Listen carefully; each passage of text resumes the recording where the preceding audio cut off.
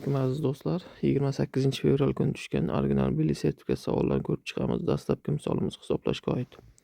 Buning uchun dastavval 66 ga 55 ni qo'shgan paytimiz, qo'shib olamiz. Ya'ni bu yerda 121. Ya'ni ikkita sonni qo'shganimizda demak bitta ikkilik hosil bo'ldi. 666 ga 555 ni qo'shadigan bo'lsak 1221, ya'ni 3 tasini qo'shganimizda ikkita 2 hosil bo'ldi. Ya'ni bittaga kamayib ketyapti. Endi bu yerda 50 ta son bo'lganligi uchun qo'shadigan bo'lsak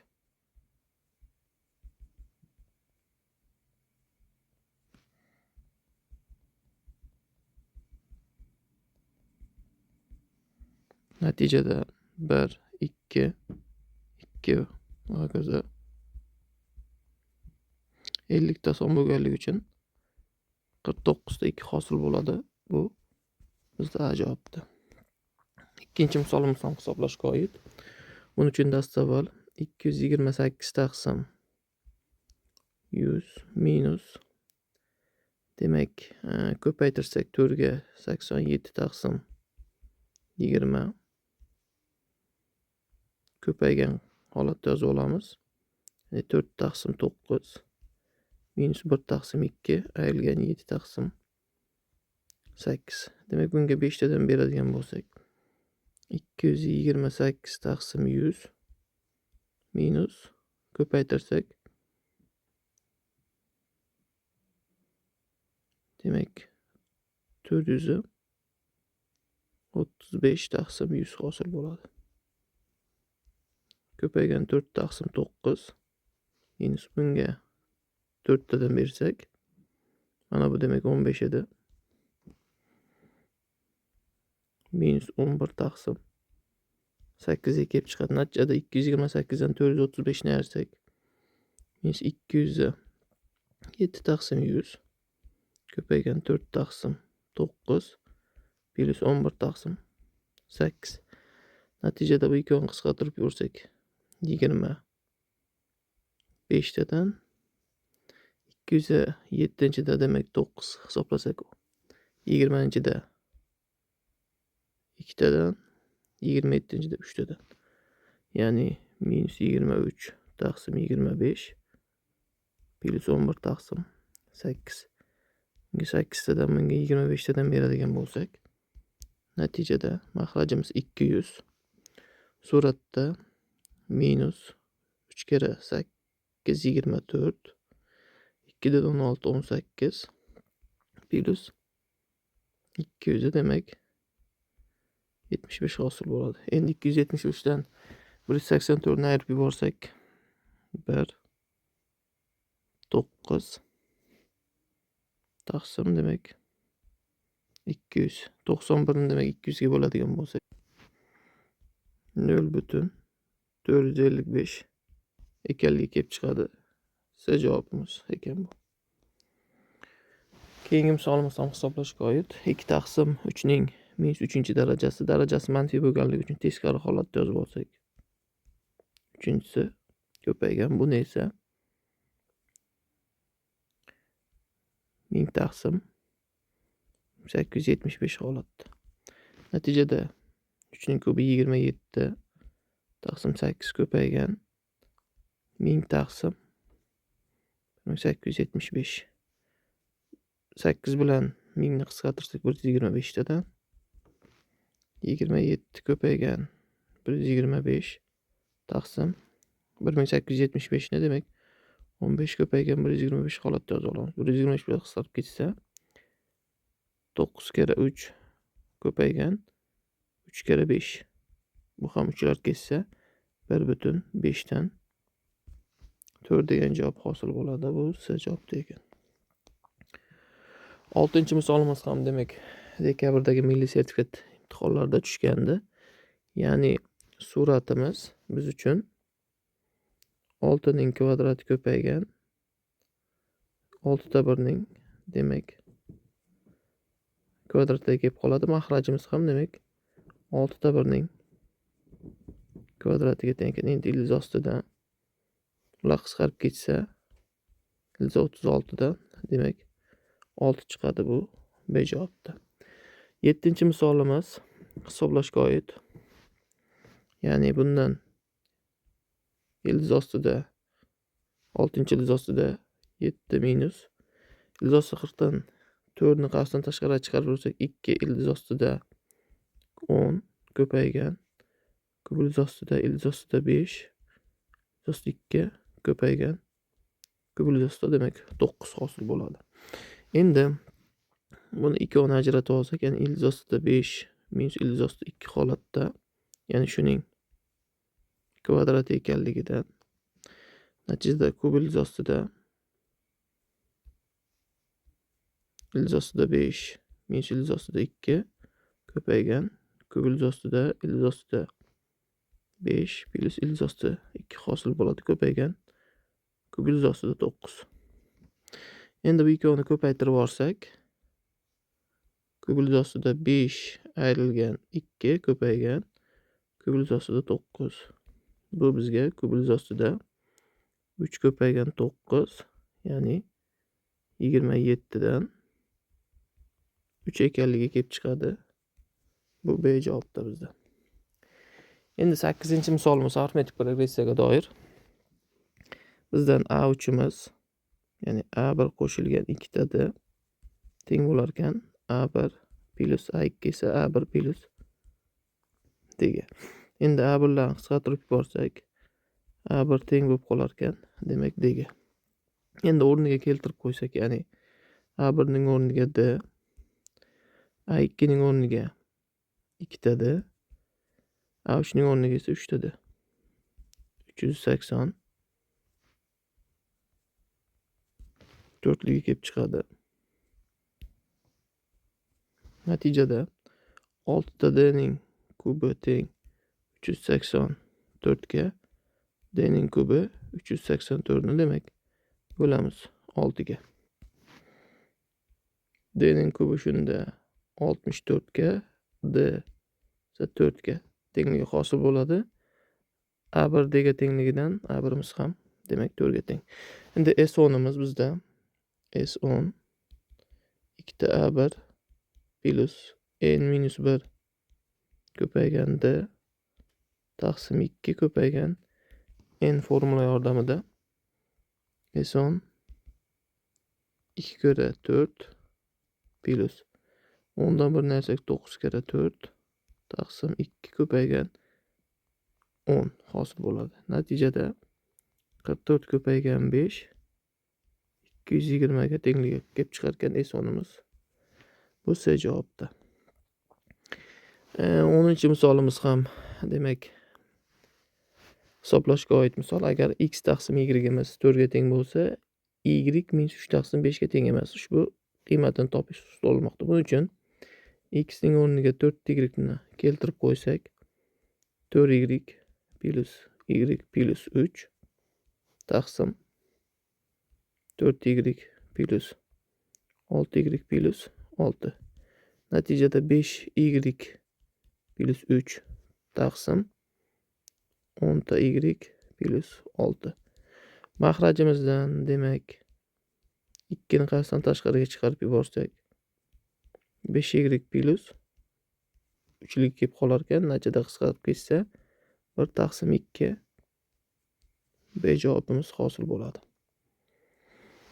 11-chi misol ham soddalashtirishga doir. Dastavval demak suratimizga mahraj bersak, bunga y tadan, bunga x tadan, ya'ni x plus y plus 1 ko'paygan x plus y minus 1 taqsim demak xy taqsim bunga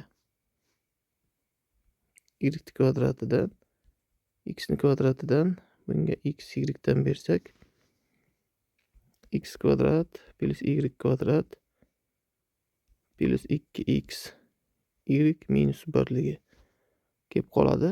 Mahrajda esa x ning kvadrati y ning kvadratligi kelar ekan. Endi suratni ko'paytirib olsak, x plus y ning kvadrati minus 1 taqsim xy ko'paytma holatiga keltirib olsak, ya'ni x kvadrat ko'paygan y kvadrat Taqsim mahrajimiz esa x plus y ning kvadrati minus 1 ga keladi.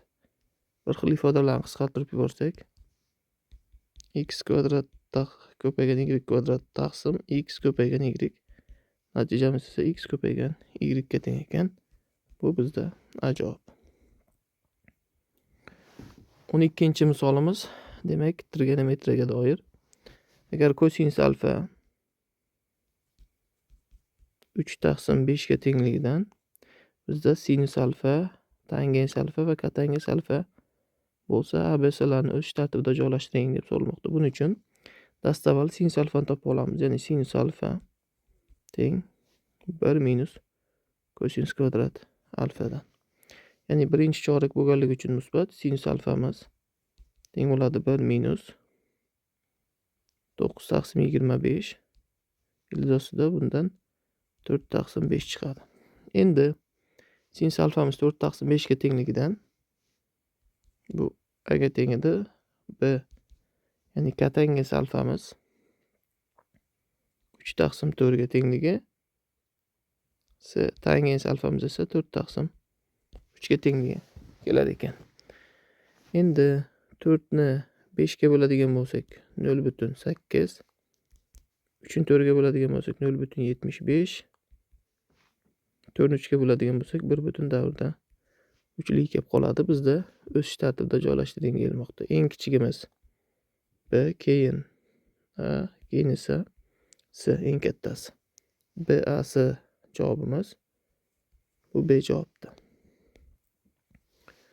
Tenglamaning haqiqiy ildizlar yig'indisini topish so'ralmoqda. Buning uchun dastavval 2 darajasi 2x kvadrat minus 2x minus 17 ko'paygan 2 darajasi x kvadrat minus x ko'paygan 2 ning kvadrati plus 256 holatda yozib olamiz.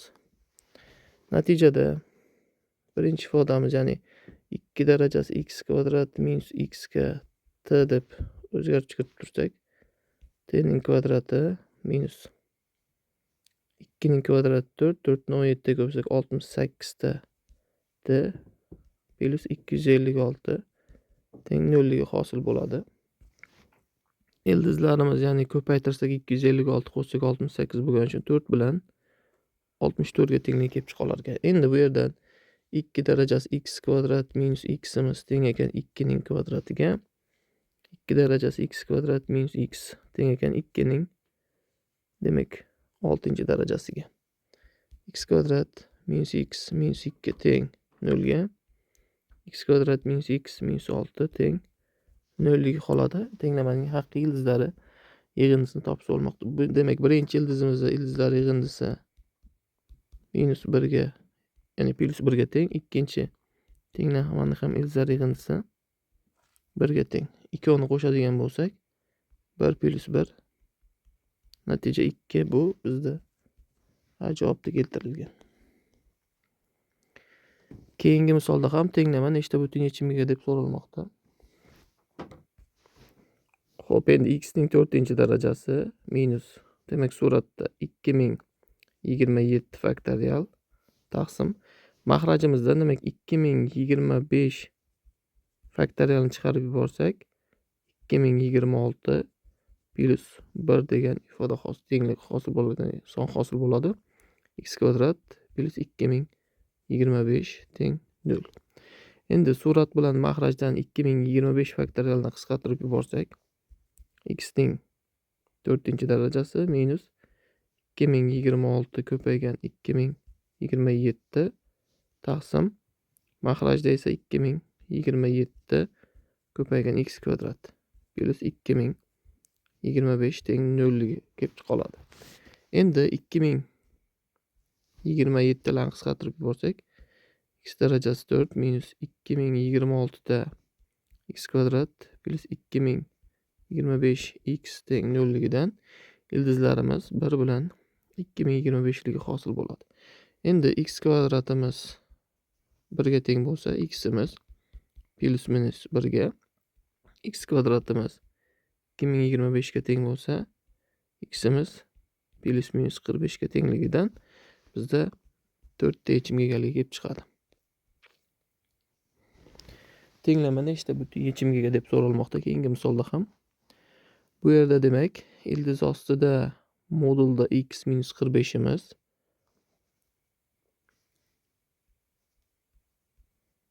Demak shuni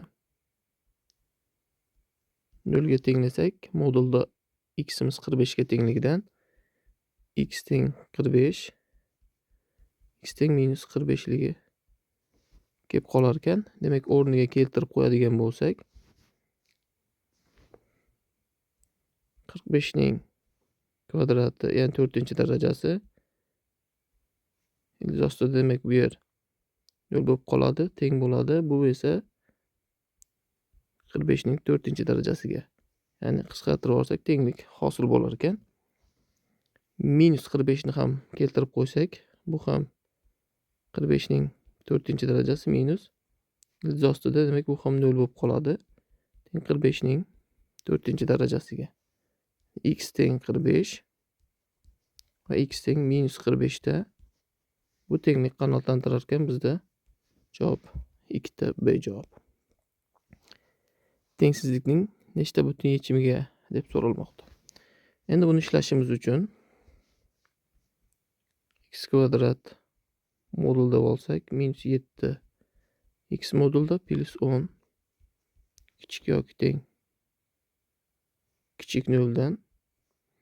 Endi t kvadrat minus 7t plus 10 kichik 0 dan desak ildizlarimiz bu yerda 2 bilan 5 ligiga kelar ekan. O'rniga keltirib qo'ysak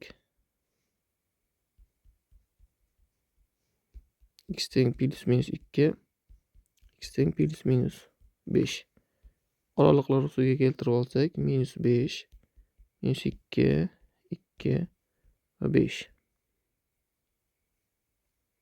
Endi bizga 0 dan kichik joyi, demak o'ng tomonda 5 ni borib qo'yadigan bo'lsak musbat, manfiy, musbat, manfiy va musbat bizga manfiylar joyi kerakligidan va maxrajimiz x minus 3 ning kvadratiga kelib qolganligi uchun bu demak tengmas 0 bo'ladi. Natijada x imiz teng emas 3 ga.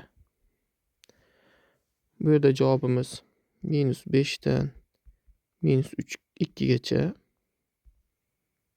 2 dan 3 gacha va 3 dan 5 gacha yechim bo'ladi.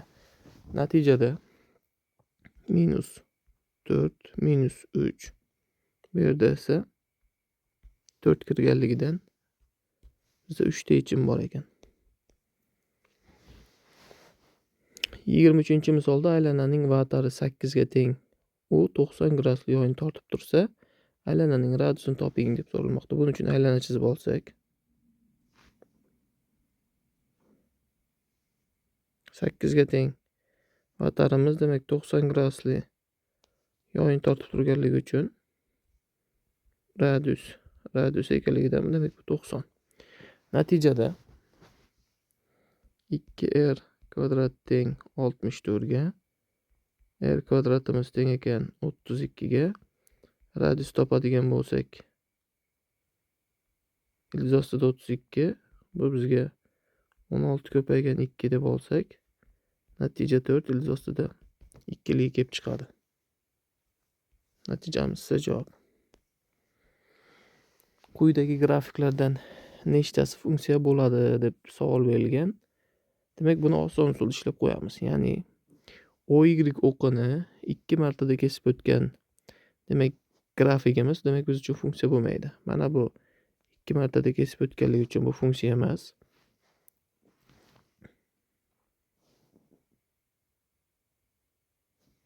Bu ham 2 martada kesib o'tgani uchun funksiya emas. Bu ham biz uchun funksiya bo'la olmaydi. Demak, OY o'qini bitta joyda kesib o'tganligi uchun, ya'ni ikkinchisi funksiya bizda nechtasi deganligi uchun bizda bitta javob hosil bo'lar ekan. Muntazam n burchakning eng kichik diagonallari orasidagi burchak 120 gradusga teng bo'lsa, muntazam n burchakning nechta tomoni bor deb so'ralmoqda. Endi Mana burchagimizni alfa deb olsak, bu ham alfaga teng. Mana burchagimiz ham alfa. Endi bu burchagimiz, ya'ni 120 plus 2 alfaligi hosil bo'ladi. Ya'ni uch burchak ichki burchaklar yig'indisi 180 gradus ekanligidan 120 gradus plus 4 alfa teng 180 gradus. 4 alfa teng 60 gradus, alfa teng 15 gradusligi hosil bo'ladi. Endi muntazam ko'p burchagimizning bitta ichki burchagi biz uchun 150 gradusligi hosil bo'ladi. Buni tenglaymiz. 180 n minus 2 taqsim n'ga. Natijada 150